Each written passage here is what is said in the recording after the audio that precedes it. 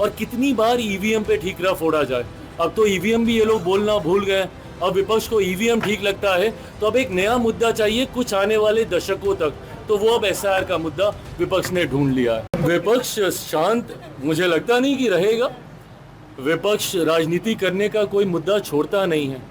अब जब एसआईआर के ऊपर ये राजनीति कर सकते हैं, जिसमें हमारी केंद्र की सरकार ना 3 में ना 13 में, क्या लेना देना है केंद्र सरकार का।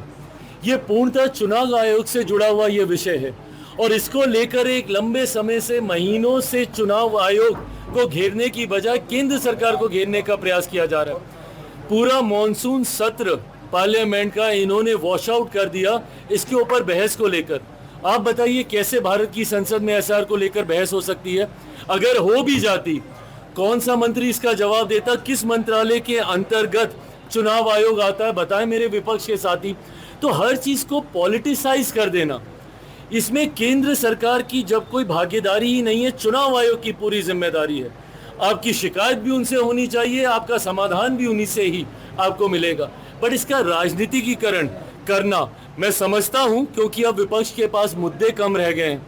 बिहार में एक के बाद एक मुख्यमंत्री जी ने जिस तरीके से जन कल्याण की योजनाओं को अनाउंस करने का काम किया, जिसमें महिला सम्मान की जो योजना है, जिसमें महिलाओं को किसी योजना पर निर्भर नहीं बल्कि आत्मनिर्भर बनाने की ये योजना है।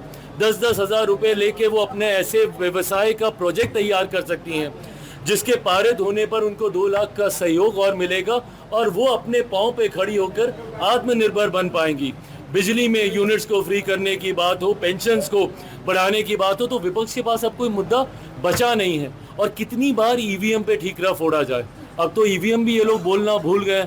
अब विपक्ष को ईवीएम ठीक लगता है, तो अब एक नया मुद्दा चाहिए कुछ आने वाले दशकों तक, तो वो अब एसआईआर का मुद्दा विपक्ष ने ढूंढ लिया है।